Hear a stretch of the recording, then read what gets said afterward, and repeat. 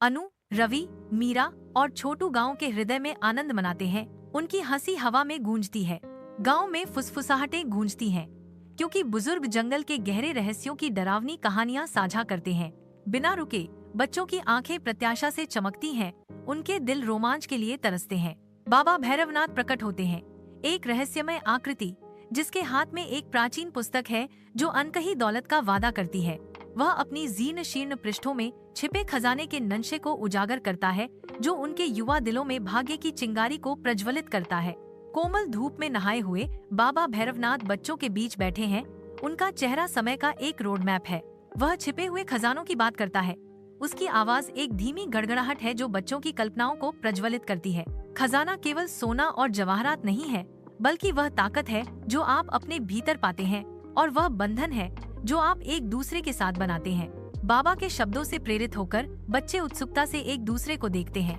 उनकी आंखें रोमांच के उत्साह से चमक रही हैं। बच्चे खजाने की तलाश में जंगल में जाने का फैसला करते हैं। बच्चे जंगल की गहराई में उतरते हैं, जहां सुबह की रोशनी में परछाइयां नाचती हैं। रवि भूतों की कहानियां फुसफुसाता है। उसकी आवाज शांत जंगलों में एक दबी हुई कंपन है। मीरा मजाकिया ढंग से रवि के डर का मजाक उड़ाती है। उसकी हंसी प्राचीन पेड़ों के बीच गूंजती है। बच्चे एक विशाल बरगद के पेड़ के आधार पर पहुंचते हैं। उनकी आंखें प्राचीन जड़ों को स्कैन कर रही हैं। एक पत्थर जड़ों के बीच में बसा हुआ है, जिस पर एक रहस्यमय संदेश है। पत्थर बोलता है, उसकी आवाज पेड़ों के बीच गूंजती है। साहस का रास्ता चुनो, डर का नहीं। धूप से सराबोर एक उपवन में बच्चे एक रहस्यमय गड्ढे पर ठोकर मारते हैं, जो एक प्राचीन बरगद के पेड़ की जड़ों में गहराई से छिपा हुआ है। छोटू की आंखें जिज्ञासा से फैल जाती हैं, क्योंकि वह अज्ञात गहराइयों में झांकता है। एक साझा नजर उनके भाग्य को सील कर देती है। वे रसातल में उतरेंगे। बच्चे एक लंबी अंधेरी सुरंग की गहराई में उतरते हैं। उनका रास्ता एक अकेली मशाल से प्रकाशित होता है। सुरंग की दीवारें जादुई जानवरों और झिलमिलाते सुनहरे खजाने के चित्रण से जीवंत हो उठती हैं। सुरंग के अंत में एक विशाल दरवाजा दिखता है, जिस पर एक रहस्यमय पहेली खुदी हुई है। मैं वह हूँ जो रात में चमकता है, दिन में छिपता है। मेरे बिना नक्शा अधूरा है। मुझे ढूंढो और खजाना पूरा हो जाएगा।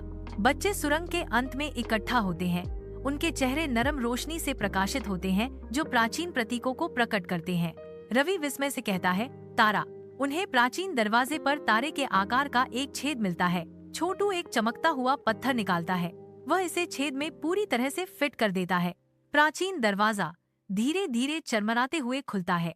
एक विशाल गुफा खुलती है, जिसके केंद्र में एक सुनहरा संदूक चमकता हुआ दिखाई देता है।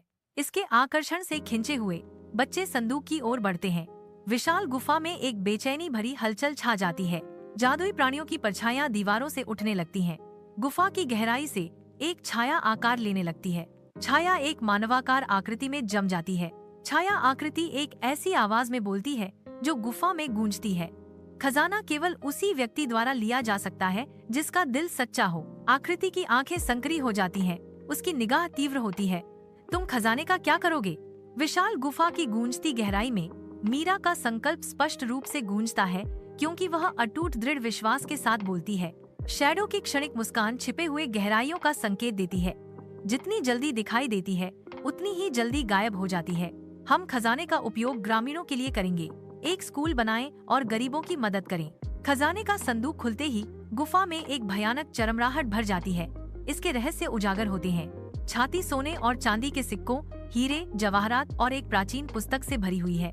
किताब कहती है कि असली खजाना दोस्ती और साहस है। बच्चे गांव लौटते हैं। उनके चेहरे गर्व से चमक रहे हैं।